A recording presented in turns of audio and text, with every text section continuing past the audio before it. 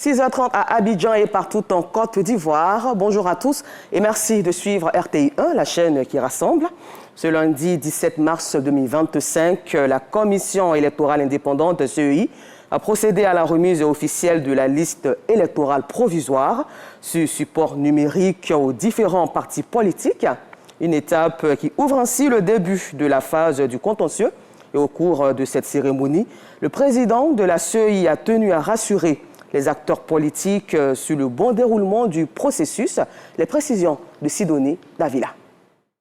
La liste électorale provisoire pour les prochaines échéances est maintenant disponible. Ce lundi, la Commission électorale indépendante a officiellement remis une copie numérique de ce document fondamental aux principaux acteurs. Nous allons l'examiner, l'analyser et puis nous allons également appeler les Ivoiriens en général, mais aussi les électeurs des candidats du RHDP à aller consulter la liste électorale provisoire. L'année 2024 ne commence pas en juillet 2024. On aurait pu programmer la RLE plus tôt, d'autant plus que la CEI est une organisation qui a de l'expérience. Le chronogramme nous c'est par rapport à la révision de 2024. Mais là où nous ne sommes pas satisfaits, c'est par rapport à la révision de 2025. Mais le Front populaire ivoirien tient à cette révision de 2025. Ça leur coûte quoi de faire une révision en 3 semaines, 1 mois, et puis raccourcir les délais? Le président de la CEI a tenu à dissiper les points de divergence autour de la révision de la liste électorale. Il était prévu de vous mettre la liste électorale définitive en mars, pour que vous ayez mars, avril, mai, juin, juillet et août même, 6 mois comme vous l'avez souhaité. Mais comme vous avez reculé, on ne peut plus le faire. On est obligé de vous donner la liste définitive en juin. Mais entre-temps, il faut qu'on fasse le traitement. Mais à notre grande surprise, une partie des acteurs politiques nous demande de faire la révision. Mais on dit on ne peut pas faire une révision dans une révision. On n'a pas terminé la révision qui est en cours. Parce que quand vous devez faire une révision, mais vous vous inspirez de la révision précédente. Or, celle qui précède n'est pas terminée. Chaque électeur est invité à se rendre dans son centre de vote où la liste provisoire est affichée. Cette consultation est également possible en ligne sur le site de la CEI ou par simple SMS. En conséquence de ces rejets et de ces opérations de réqualification, la Commission électorale indépendante a retenu finalement 1 432 827 nouveaux recensements. Parmi les nouveaux qui ont sollicité leur inscription, il y avait des personnes qui étaient déchues de leurs droits civils et politiques et ils étaient au nombre de 12. Donc eux aussi, ou elles aussi, ces personnes-là, on les a sorties. Parce que la révision de la liste électorale a vocation à tenir compte des mutations intervenues dans le corps électoral. 293 électeurs ont été radiés de la liste définitive de 2023 pour déchéance des droits civils et politiques et 20 529 autres pour cause de décès, la liste électorale de 2023. C'est elle qui fait l'objet de la révision pour être la liste électorale de 2024-2025. Cette étape d'affichage marque le véritable point de départ d'une période déterminante, celle du contentieux, qui se déroulera du 22 mars au 5 avril prochain. L'actualité, c'est aussi la fin au Mexique de la première conférence mondiale des femmes parlementaires. Et depuis Mexico, la capitale, les femmes parlementaires venues des 4 coins du monde s'engagent à porter le combat de la parité homme-femme, éducation, autonomisation, solidarité et engagement politique. Les femmes seront sur tous les fronts. Et la délégation des parlementaires ivoiriens était conduite par la présidente du Sénat, Kandia Kamisoko Kamara, envoyée spéciale au Mexique, Kader Sogodogo. Au 1er janvier 2025, la situation des femmes en politique donnait les statistiques suivantes. 18 chefs d'État sur 151, soit 11,9%. 16 chefs de gouvernement sur un total de 193, avec 8,3%. 64 présidentes de Parlement sur 270 pour 23,7%. 22,9%, c'est la part de femmes ministres dans le monde. Ces quelques statistiques démontrent que la bataille pour la parité est loin d'être gagnée. À l'initiative de l'Union interparlementaire et le Sénat mexicain, les femmes parlementaires du monde se sont retrouvées 4 jours durant à Mexico, la capitale du Mexique.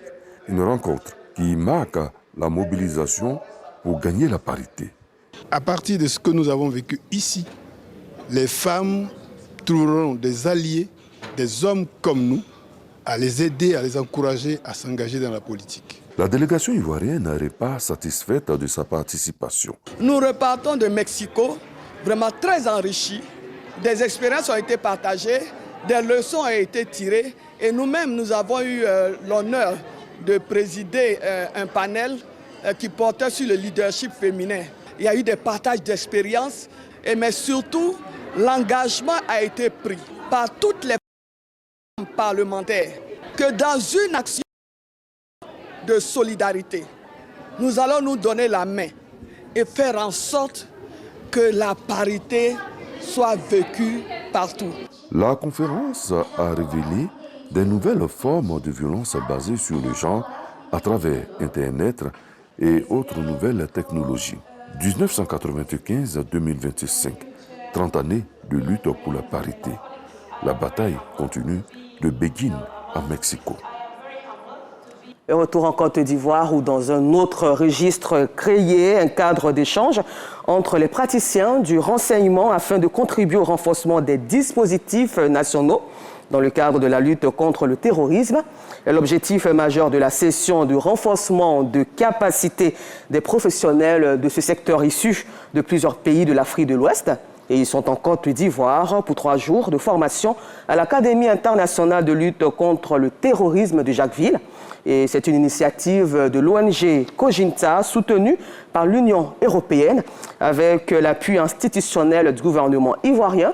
Ouattara Amadou Ouattara et Jacob Kiniboa étaient à Jacquesville.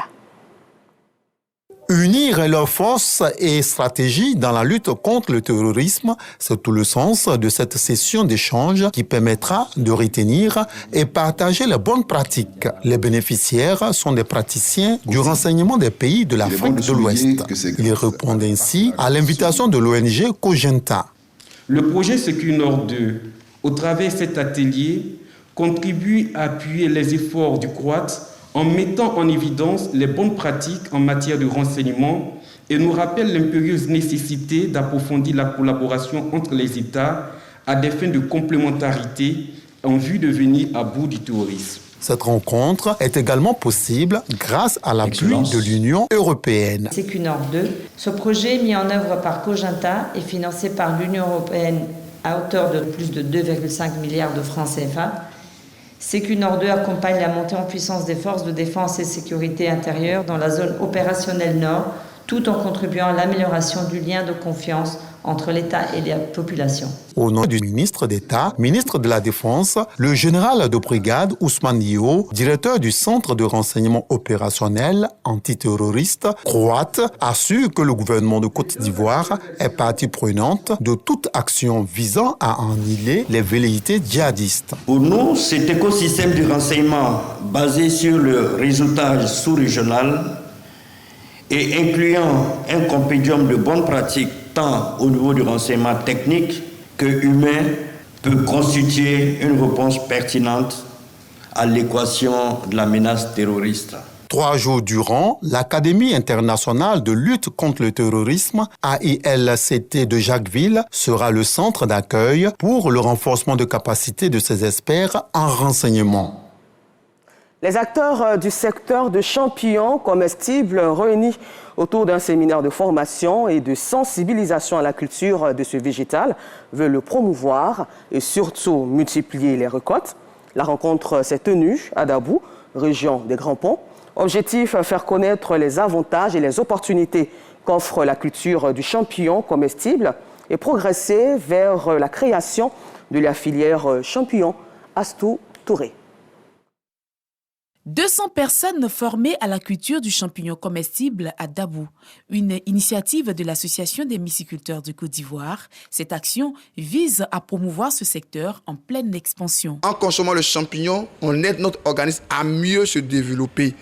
Et nous sommes en train de promouvoir en passant dans les régions pour apporter notre expertise dans la culture de champignons, pour aider nos parents à pouvoir avoir aussi d'autres revenus. Une initiative encouragée par les autorités administratives locales. C'est une très bonne initiative parce que cultiver les champignons qui ont beaucoup de vertus thérapeutiques, et nous demandons vraiment à la population de Dabou de prendre à bras le corps ce projet pour que nous soyons cités parmi les grands producteurs de champignons. Avec une production nationale estimée à environ 5 tonnes par an, les acteurs entendent progresser vers une filière dédiée aux champignons comestibles. À entendre parler les formateurs, vraiment c'est quelque chose de bien pour nous les jeunes.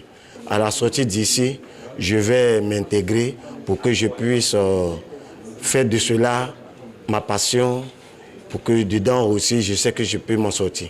Nous allons donner de l'information à l'ensemble des villages pour que les jeunes et les femmes viennent à la culture de champignons.